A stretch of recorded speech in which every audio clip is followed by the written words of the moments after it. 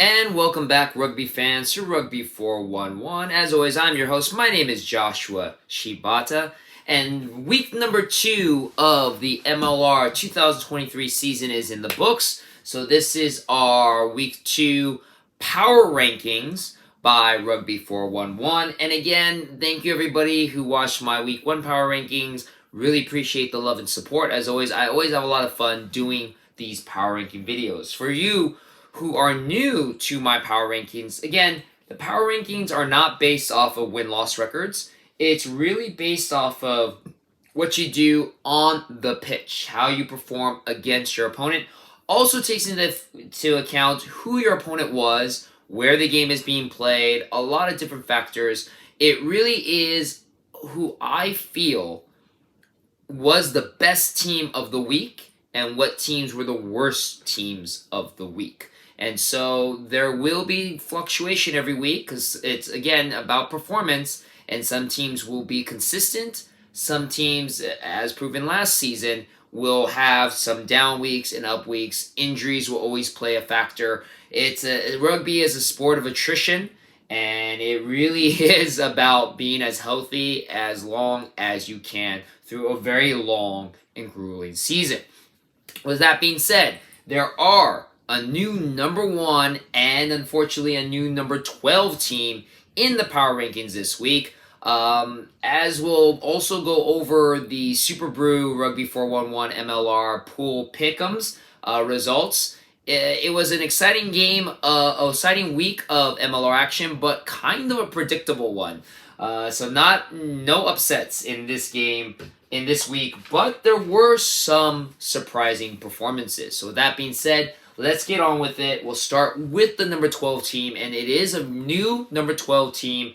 Unfortunately, a very, very poor performance from a team that has struggled, especially last season, and that is our Canadian team, the Toronto Arrows, who are your number 12 team, sliding, the biggest slide of the week, sliding from number 7 all the way to number 12. Now, unfortunately, they lost to Rugby New York Ironworkers.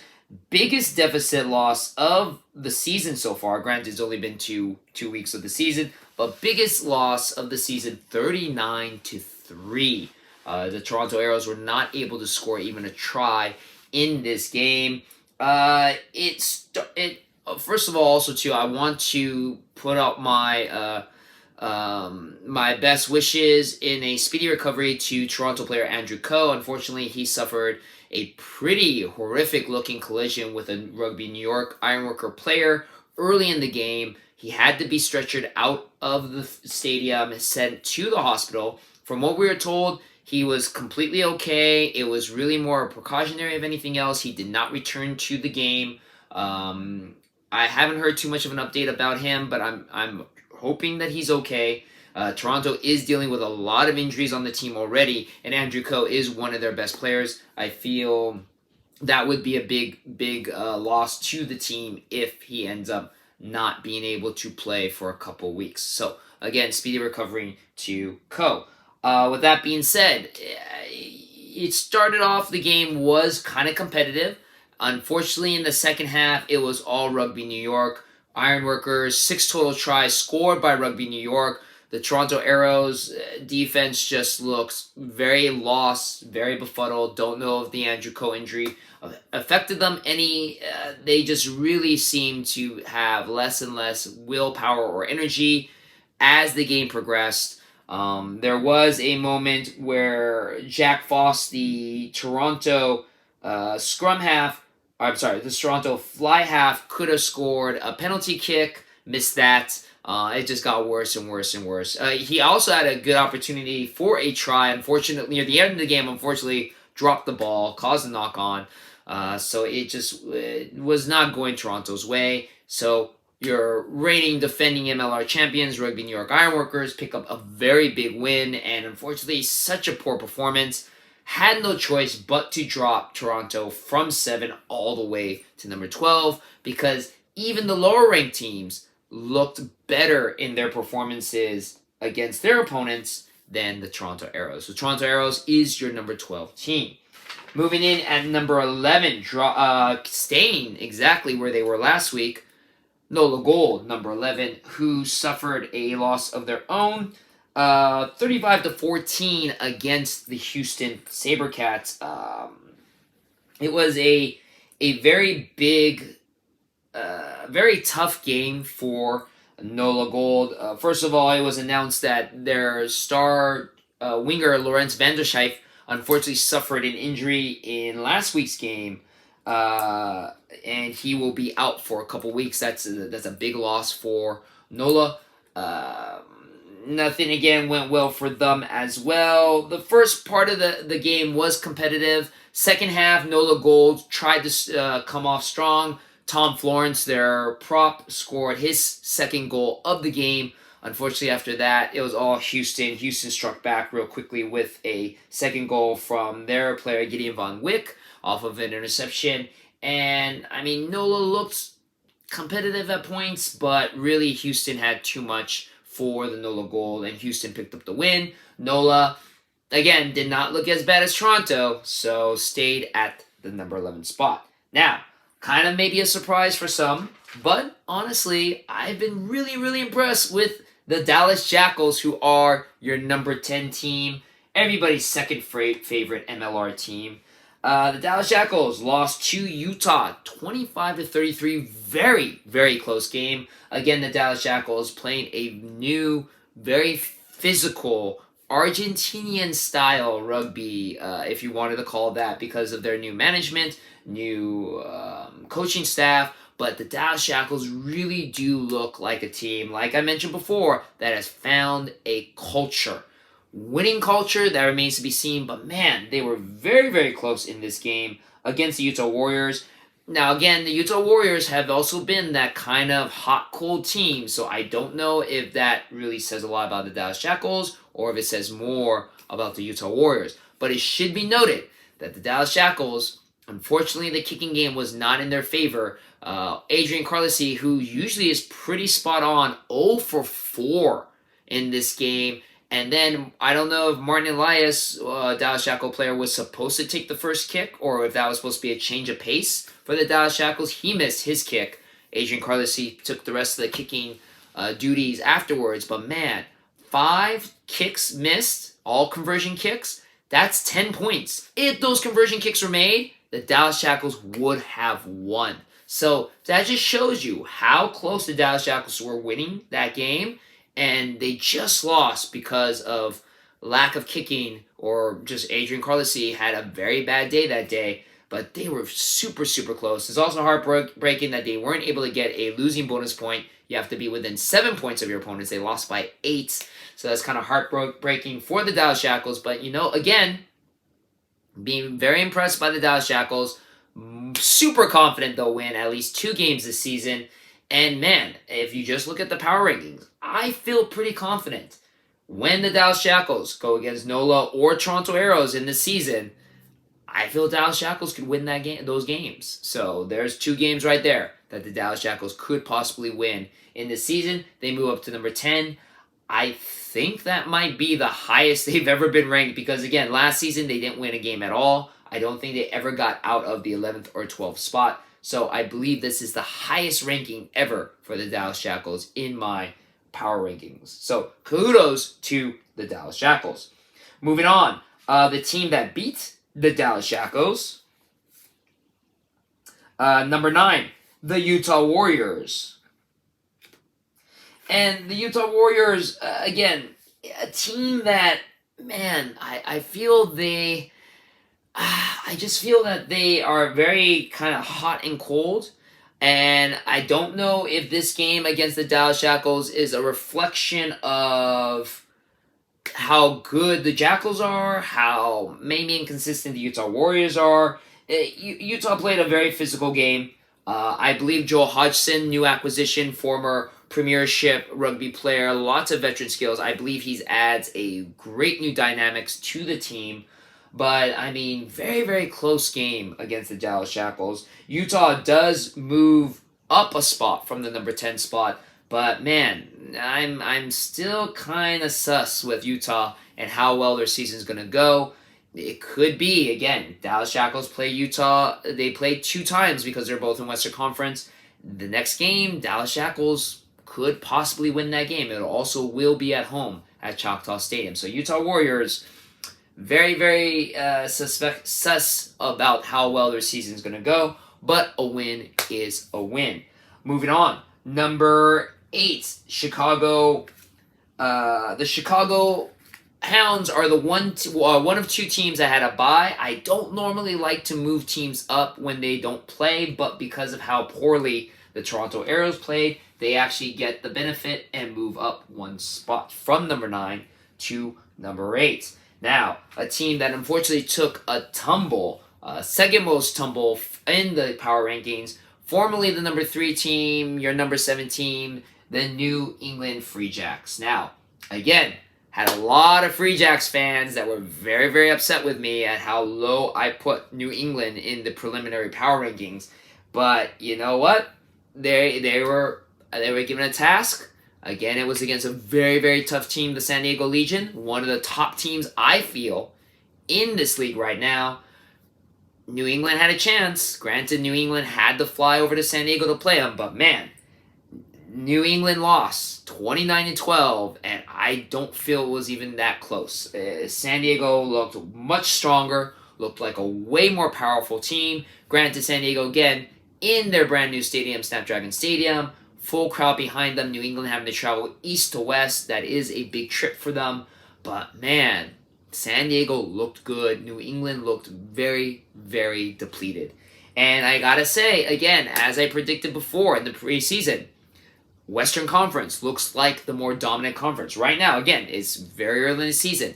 2 weeks in, but the Western Conference is already 4-1 against Eastern Conference team. The only Eastern Conference team to win against a Western Conference team is actually the New England Free Jacks, defeating the Chicago Hounds, who are the new team on the block. So maybe they get a little bye because of that. We'll see. But going over, Seattle's beaten the reigning defending MLR champions, Rugby New York. San Diego defeated New England, as we just mentioned. Houston defeated New Orleans, and Seattle also defeated Rugby ATL, which we'll go over in shortly. So right now, Western Conference is looking like the stronger of the 2 conferences. Granted, again, just week 2, we'll see. But I feel justified that New England takes the fall from number 3 down to number 7. Staying in at number 6, Rugby ATL, who lost a very close game against the Seattle Seawolves, 22-28. You know, as much as I feel Seattle, and they are my favorite to win this season of Major League Rugby, ATL really looked like they defeated themselves more so than Seattle beat them. Seattle plays a very slow, very defensive-minded game. The Seawall defense is a real thing, especially in Starfire Stadium. Rugby ATL committed 11 handling errors throughout the game. That's a lot if you didn't know. And I just feel that that really took the flow away from the game, and Rugby ATL just ended up kind of on the losing side because they just couldn't get out of their own way. So because it was such a close loss, 22-28, I decided to just keep them at the number 6 spot. We'll see what happens next week. Moving on. Moving up a couple spots, your reigning, defending MLR champions, the New York Ironworkers, moving up 3 spots from number 8 to number 5, bouncing back from their loss to the Seattle Seawolves to defeat and slaughter the Toronto Arrows 39-3. To be honest, I hesitant to have them jump up super, super high because, again, I feel Toronto Arrows are one of the, unfortunately, lower-ranking teams.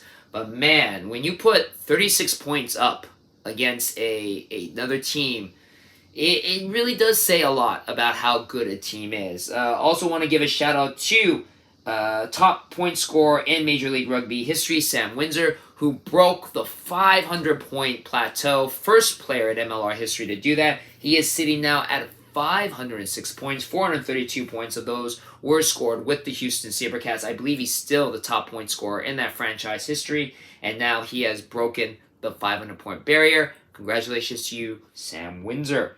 Like I mentioned again, there was unfortunately that collision with Andrew Coe, Toronto Arrows, that kind of stopped the game for a good amount of time. But man, New York looked good. New York looked really, really good, especially in the second half.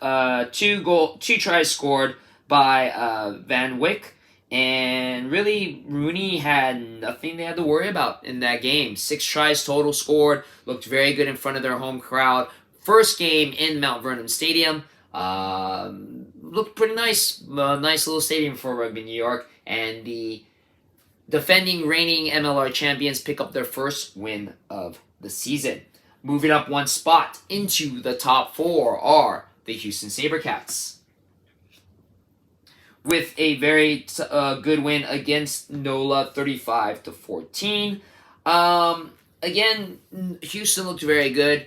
New winger, Fijian winger Vrenki Toke Solomone looks really, really impressive, really fast. Scored a try for Houston, almost scored a second try in the game.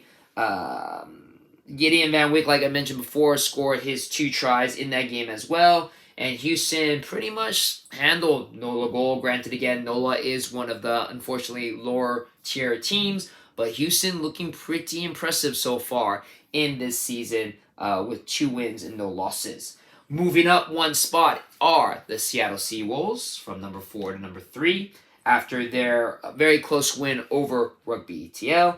Again, I feel in that game, Rugby ATL might have defeated themselves more so than the Seattle Seawolves, but a win is a win. It should be noted that, unfortunately, Jordan Chait, the very impressive fly half for Seattle Seawolves, who was perfect in week number 1, kicking off the tee, missed not only 1, but 2 kicks. Granted, he was 5 for 7, which is still very impressive for a fly half, but first 2 misses in Major League Rugby, just proving that Jordan Chait is human.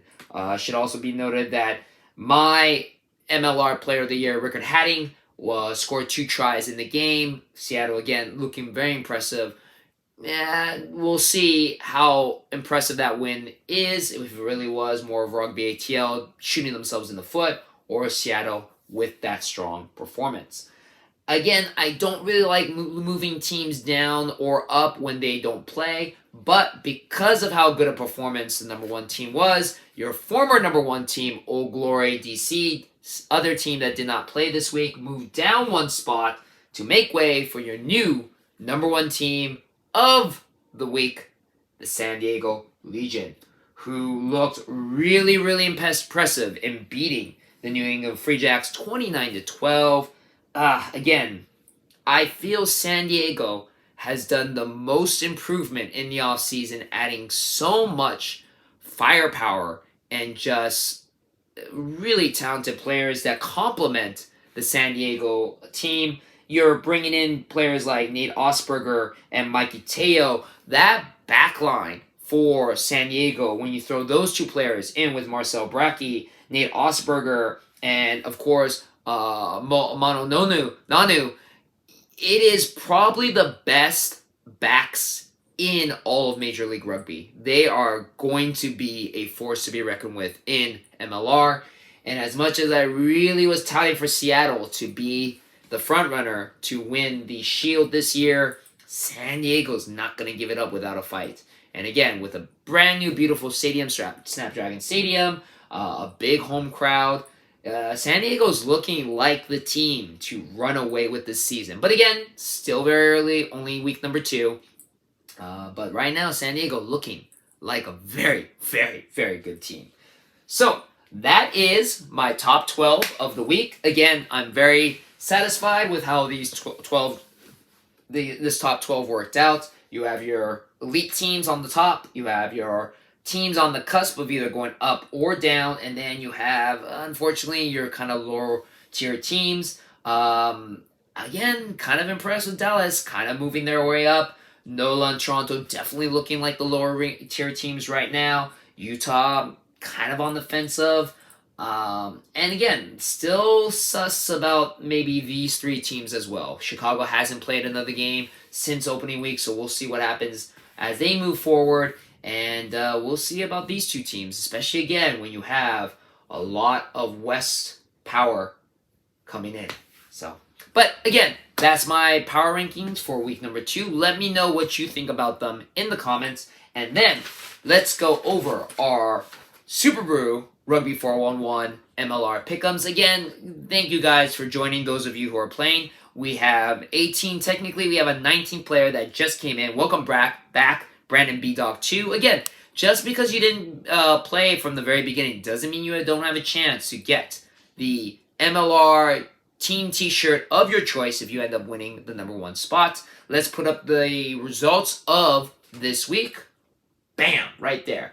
And congratulations to SD Cal Guy, CA Guy, for having the yellow hats, the yellow cap of this season. That's the symbol indicating that you had the best record of the week. As I mentioned before, it didn't seem like a very tough week of guessing. 13 out of 18 of us players had the complete week perfect. The differences was the win margin and the bonus point margin, which SD Cal Guy was able to get the most out of. He ended up the week first, 11.5. Coming up right behind him, John Hawkins, 8.5. Tex and last year's winner, All J Long, tied with 8 points. And then I and the reviewer, 8112, which I remember you from last season, we bring up the rear, tied it for 7.83 points.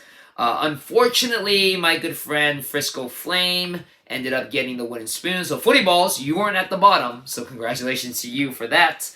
Let's now look at the overall standings. Bam!